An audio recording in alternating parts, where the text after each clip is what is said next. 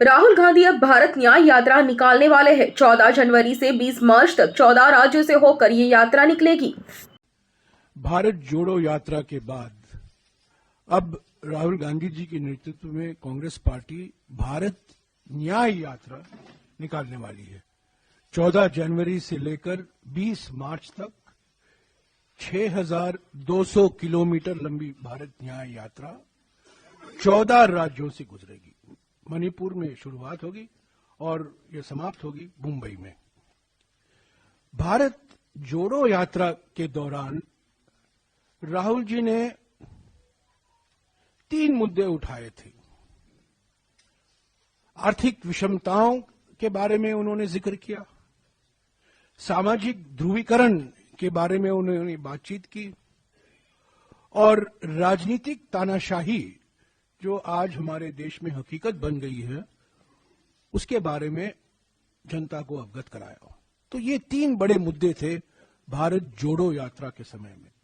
उन्होंने अपनी आवाज बढ़ती हुई आर्थिक विषमताओं के बारे में, बढ़ती हुई सामाजिक ध्रुवीकरण के बारे में और बढ़ती हुई राजनीतिक तानाशाही के बारे में उन्होंने अपने विचार जनता के बीच में रखा।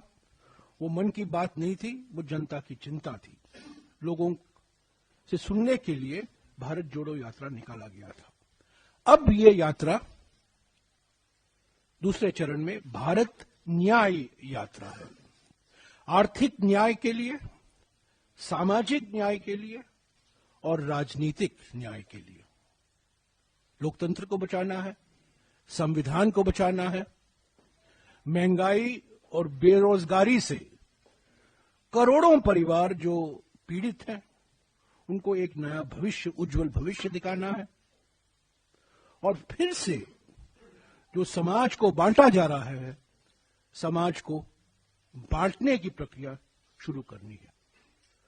तो पहले भारत जोड़ो यात्रा भारत को जोड़ने के लिए, और अब भारत न्याय यात्रा, ताकि लोगों में हम आश्वासन देंगे कांग्रेस पार्टी की ओर से, राहुल गांधी जी की ओर से, कि कांग्रेस पार्टी वचनबद्ध है लोगों को, आम जनता को आर्थिक न्याय, सामाजिक न्याय और राजनीतिक न्याय पूर्ण तरीके से उपलब्ध हो।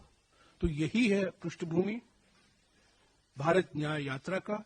इसकी डिटेल अगले कुछ दिनों में हमारे महासचिव संगठन आपको देते रहेंगे, पर मोटे तौर से 14 जनवरी को ये शुरू होगा, 20 मार्च को समाप्त होगा। मणिपुर से मुंबई। भारत जोड़ो यात्रा में जम्मू और कश्मीर और दिल्ली के अलावा 12 राज्य शामिल थे।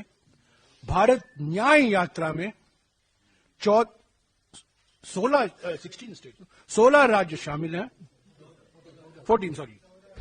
14 राज्य शामिल हैं, पर 6,200 किलोमीटर लंबा ये भारत न्याय यात्रा है। અમારી તમામ માહિતીથી અપડેટ રહેવા માટે જોડાયેલા રહો S9 ન્યૂઝ સાથે।